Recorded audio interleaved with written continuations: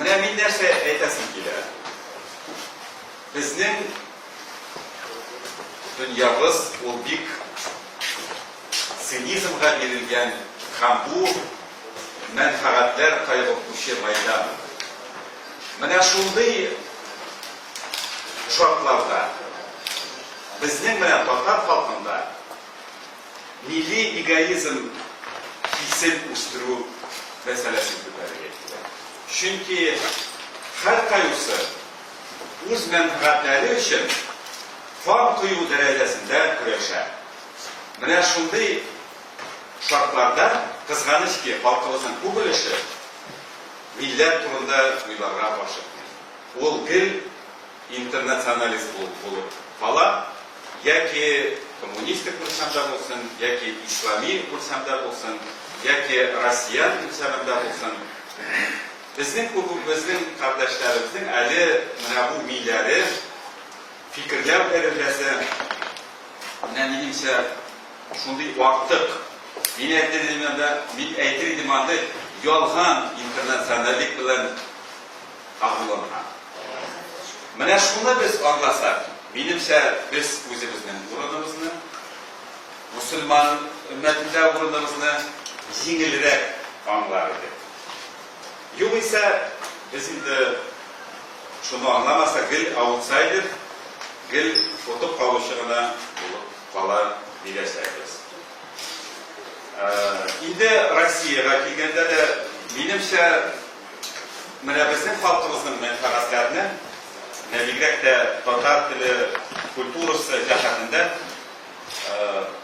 лоббистлык җитми. Югыйсә бит Россия күләмендә безнең халкыбызга караш ул дәрәҗәдә начар түгел.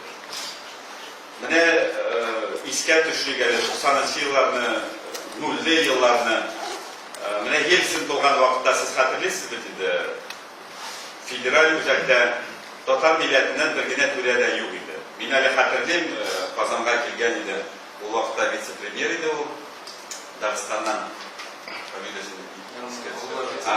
Владимир.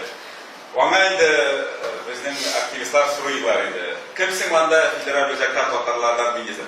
Мин татарлар өчен министр дип әйткәнем бар иде. Ну юк иде татар милләтенә бер кем юк иде Мәскәүдә. Менә Путин килгәндә сез игътибар иттегез, ничә министр булды татар милләтенә. Хәтта менә бу телевидение ведущийларны да куйды бит. Безнең халыкка караш минемчә Россиядә уңай дип тә бәлки булып та хәсеп булыр. Әмма шундый ук дәрәҗәдә начар түгел.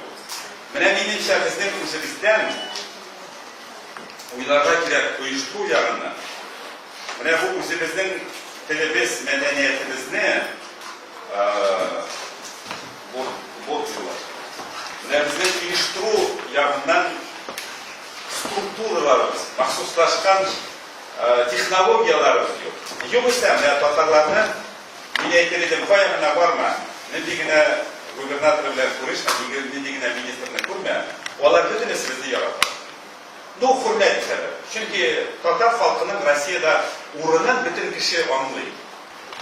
Без исә, менә бу мискинлек, интернационалистлык, соңгы нәрсәне башка кешегә бирү психологиясе корбаннарыбыз.